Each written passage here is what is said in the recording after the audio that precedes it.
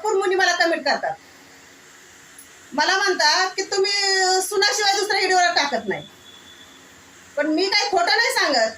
हां, मी जी बघते, जी माझ्या कानावर येतं ते मी व्हिडिओमध्ये टाकते. हां, आता एक ठिकाणी अशी सून आली ना की आता तुम्हाला काय सांगायचंय. हां, गरीब घरची म्हणून ती सून करून घेतली. 1 रुपया तिच्याकडनं खर्च घेतला नाही. हां, साखरपुड्यापासून सगळं ती त्या मुलांनी केलं, मुलाच्या घरच्यांनी केलं. आणि ती सून अशी निघाली, आता तुम्हाला काय सांगायचं या.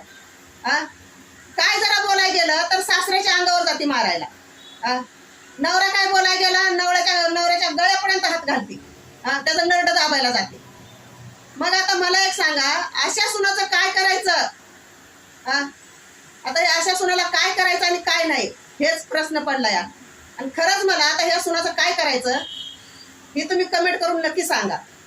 काय करणार आता सांगा, अशी जर सून भेटली तर हिचं काय करायचं. अशी परिस्थिती आहे.